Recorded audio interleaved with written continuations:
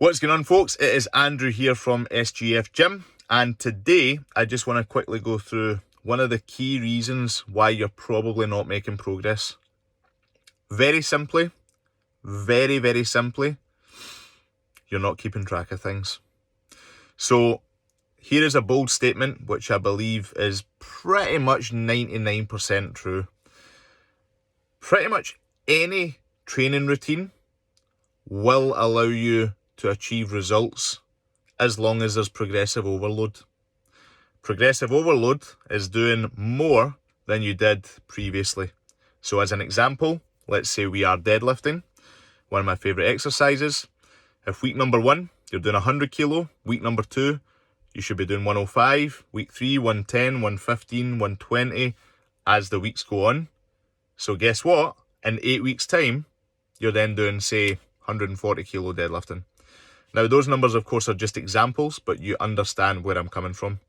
Whereas, if you are coming into the gym, doing 100 kilo deadlift in week 1, same again week 2, same again week 3, same again week 4, because you've not been tracking things, you've not been keeping track of what weights you used, how many sets you did, how many reps you did, and you're just saying, well, I think I did 100 kilo last week, so I'll try that again 3 weeks go down the line.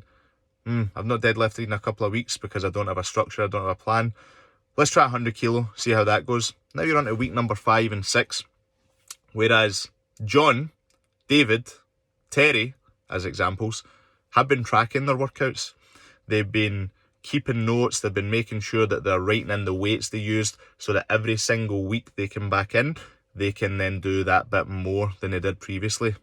And of course, this applies to pretty much every exercise. It doesn't have to just be weight training with deadlifts. It can be rowing, it can be running, it can be cycling, it can be functional training. There has to be some element of progressive overload that you're tracking. So you're either tracking the times that you do, you're trying to beat your time, you're trying to beat your weight. I use a heart rate monitor, MyZone, and a lot of the time I try and beat the amount of MEPs I get. So as long as there is a weekly progressive overload, pretty much every single training principle will work in some which way.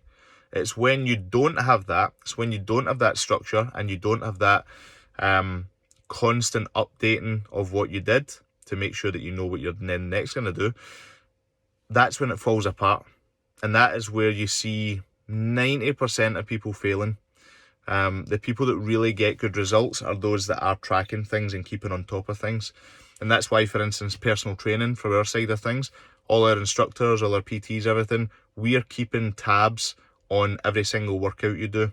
We've got great systems in place to make sure that if you're booked in for a PT week 1, guess what? In week number 2, you're going to be doing something progressively more than you were doing on week 1. And that continues all the way through the amount of times you're personal training.